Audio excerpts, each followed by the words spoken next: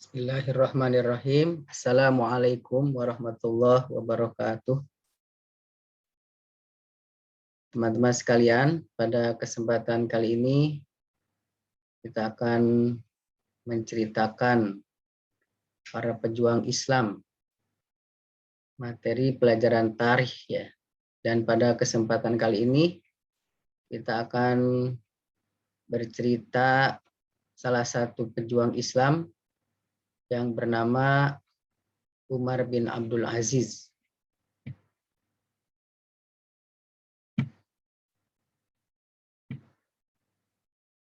Baik, teman-teman sekalian, ini para pejuang Islam. Silahkan bisa dibuka dalam buku tarikh ya. Kelas 6.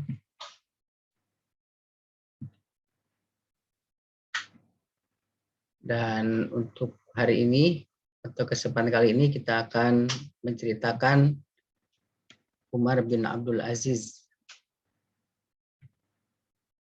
Tujuan dari kita menceritakan kisah Umar bin Abdul Aziz ini yang pertama menjelaskan nasab atau keturunan dari Umar bin Abdul Aziz, kemudian menjelaskan kelahiran dan masa kecil Umar bin Abdul Aziz. Selanjutnya yang ketiga menjelaskan Umar bin Abdul Aziz menjabat sebagai gubernur. Yang keempat menjelaskan Umar bin Abdul Aziz menjabat sebagai khalifah. Kelima menjelaskan sikap Umar bin Abdul Aziz. Dan yang keenam menjelaskan usaha Umar bin Abdul Aziz dalam masa kepemimpinannya. Sebelumnya, seperti biasa kita awali dengan doa. Bismillahirrahmanirrahim. Raditu billahi rabba wa bil islami dina wa bi Muhammadin sallallahu alaihi wasallam nabiyya. Rabbi zidni ilman warzuqni fahma. Amin. Teman-teman sekalian, kita lihat nasab ya, nasab silsilah dari Umar bin Abdul Aziz. Siapakah Umar bin Abdul Aziz itu? Umar bin Abdul Aziz adalah putra dari Abdul Aziz bin Marwan bin Al-Hakam bin Abil As bin Umayyah.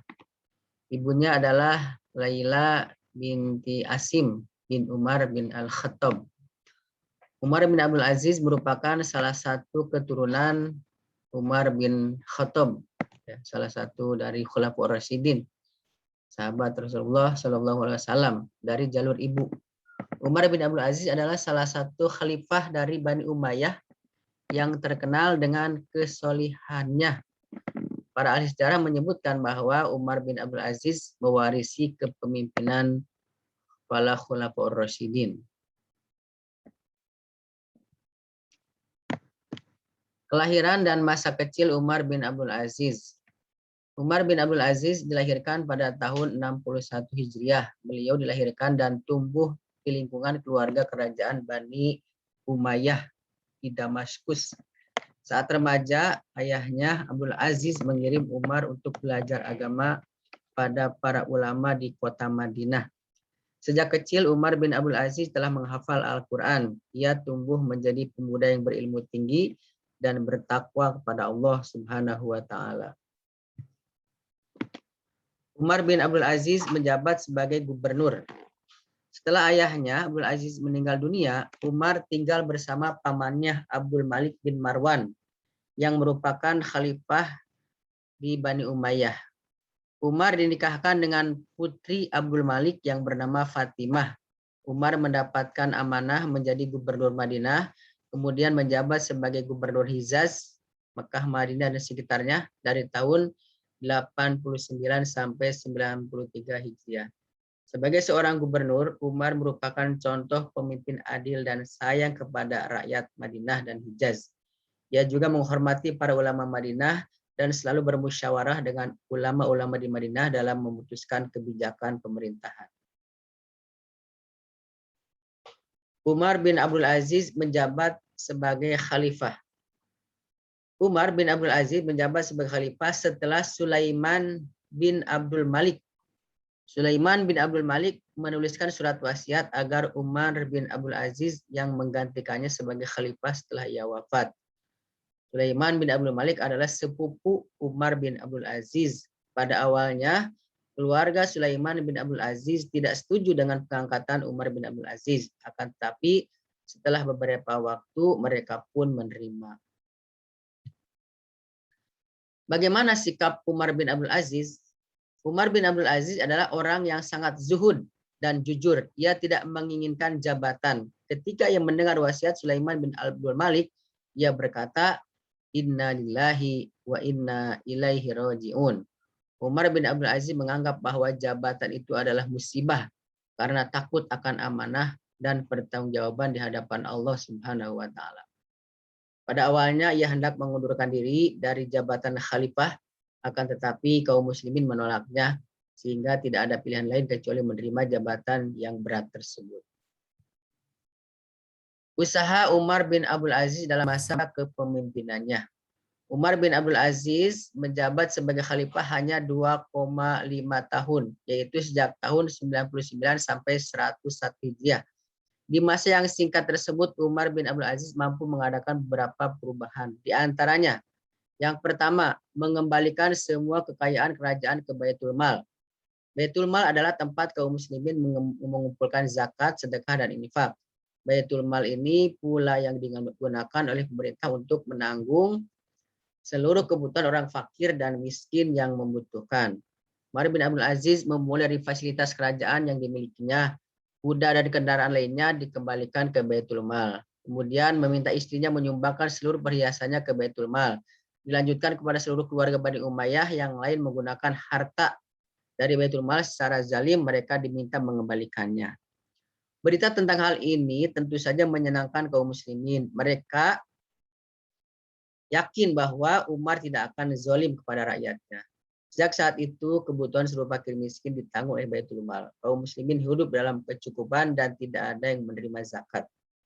Para ahli sejarah menyebutkan bahwa masyarakat pada zaman Umar bin Abdul Aziz menjadi masyarakat yang paling kaya dibandingkan dengan sebelumnya. Yang kedua, menggantikan para pejabat yang bermasalah. Salah satu usaha yang dilakukan Umar bin Abdul Aziz dalam memperbaikan pemerintahan adalah penggantian pejabat yang zalim dan memakan harta rakyat. Pejabat tersebut digantikan dengan orang-orang yang amanah dan solih seperti Ismail bin Ubaidillah bin Abil Muhajir al-Mahzumi diangkat sebagai gubernur Afrika dan Maroko. Ia adalah orang yang solih sehingga banyak masyarakat dari suku barbar Afrika yang masuk Islam. Kemudian Abdurrahman bin Nuaim as-Sukairi diangkat menjadi gubernur Khurasan. Ia menurunkan pajak. Hal ini menyebabkan para penduduk Khurasan tidak memberontak kepada pemerintahan Bani Umayyah. Selanjutnya, yang ketiga, menyebarkan dakwah Islam dengan rasa aman dan tanpa perang. Umar bin Abdul Aziz adalah teladan penyebaran dakwah dengan damai. Dengan metode dakwah yang damai, banyak penduduk di wilayah yang jauh dari pusat pemerintah semakin menyenangi Islam dan semakin taat kepada pemerintah. Umar bin Abdul Aziz menyibukkan diri dengan menata pemerintahan daripada meluaskan wilayah dengan perang. Sehingga pada masa Umar bin Abdul Aziz tidak ada peperangan untuk meluaskan wilayah. Dengan ketiga usaha yang dilakukan Umar bin Abdul Aziz, rakyat hidup dalam kedamaian dan keamanan. Tidak ada pemberontakan dari penduduk. Mereka mempunyai seorang khalifah yang jujur dan amanah, gubernur yang solih, serta kebutuhan hidup mereka terpenuhi dengan baik. Maka tidak heran jika para ahli sejarah menyebutkan bahwa Umar bin Abdul Aziz adalah khalifah Rasyidin yang kelima yang mengembalikan pemerintahan seperti para khalifah Rasyidin sebelumnya. Sifat Umar bin Abdul Aziz. Umar bin Abdul Aziz dikenal sebagai orang yang zuhud dan sangat mencintai rakyatnya. Hal ini dibuktikan dengan hidup sederhana meskipun menjabat sebagai khalifah, memberikan gaji yang cukup kepada para pegawainya, memberikan beasiswa kepada para pelajar, memberikan santunan kepada orang miskin dan membutuhkan, memperbanyak puasa dan sholat malam. Umar bin Abdul Aziz wafat atau meninggal dunia pada tahun 101 Hijriah dalam usia 39 tahun karena penyakit yang dideritanya. Masa pemerintahannya sangat singkat, tetapi memberikan dampak positif yang sangat besar bagi dakwah Islam. Itulah teman-teman sekalian cerita tentang pejuang Islam, yaitu Umar bin Abdul Aziz. Semoga kita bisa mengambil pelajaran dari kisah ini, ya, bagaimana kezuhudan, kesederhanaan, kesolihan daripada Umar bin Abdul Aziz bisa kita jadikan tauladan dalam kehidupan sehari-hari.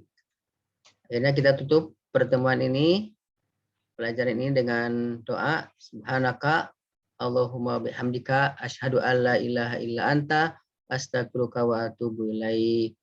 Assalamualaikum warahmatullahi wabarakatuh.